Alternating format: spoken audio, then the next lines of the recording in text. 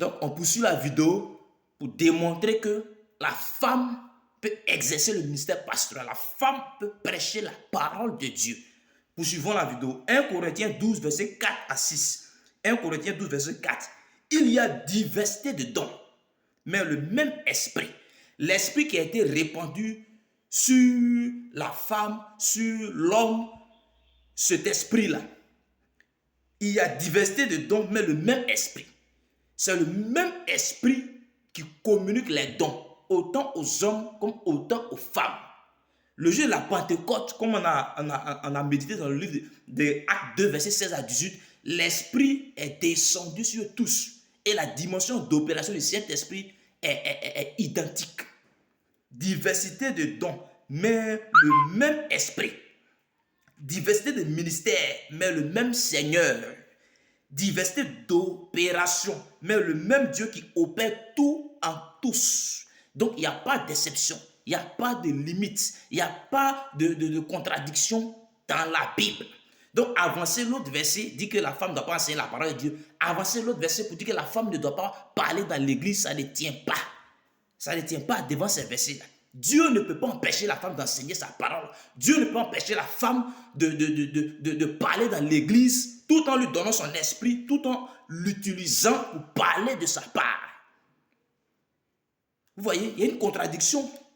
Si vous ne voulez pas que le Saint-Esprit, si vous ne voulez pas que la femme enseigne, si vous ne voulez pas que la femme parle dans l'église en ce moment, elle ne doit pas avoir les capacités comme les hommes pour le faire. Vouloir ses pouvoirs. Dieu donne les capacités, les dons, le ministère, l'opération. Il opère tout en tous.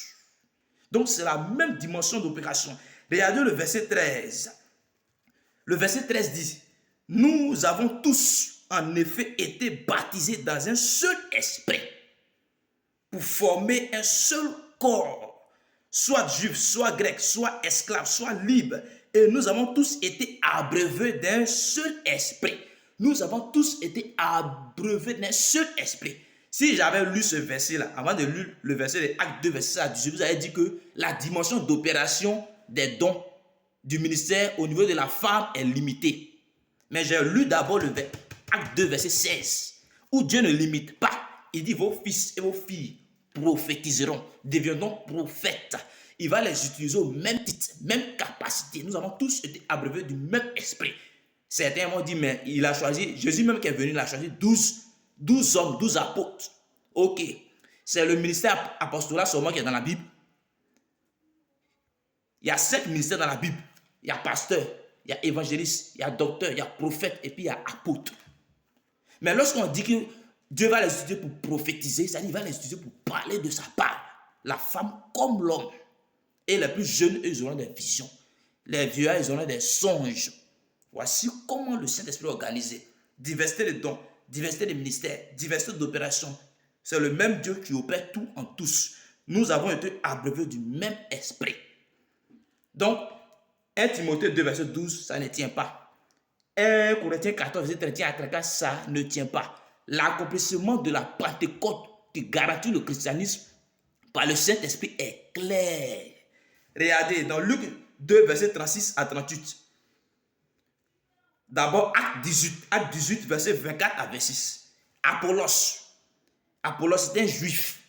Il était éloquent. Il était fervent d'esprit. Il n'avait reçu que le baptême des gens. Mais il prêchait. Mais Aquilas et Priscille, ils l'ont pris et ils l'ont exposé plus exactement la parole, l'évangile, pour qu'il puisse prêcher avec plus d'exactitude. Aquilas et Priscille. Donc Priscille était avec Aquilas et puis les deux étaient en train d'enseigner la parole de Dieu à Apollos. Bien que ce dernier-là, il connaissait la parole, mais elle était encore plus avancée. Et puis regarde dans Luc 2, verset 36 à 38. Prophétesse Anne. Jésus, le Seigneur Jésus était jeune. La prophétesse Anne dans le Nouveau Testament. Luc 2, verset 36 à 38. Elle parlait déjà de Jésus. Elle annonçait la délivrance de Jérusalem. Elle s'appelle prophétesse Anne. Et puis dans Acte 21, verset 8 à 9. Il y a les 4 filles de Philippe l'évangéliste. Elles prophétisaient. Donc Dieu peut utiliser la femme. Dieu utilise la femme pour faire de grandes choses. C'est vrai, c'est rare de voir des femmes exercer un ministère, mais c'est possible. Vouloir, c'est pouvoir. Donc, il n'y a pas de limite, il n'y a pas de contradiction, il n'y a pas d'interdiction. Donc, voici un peu ça.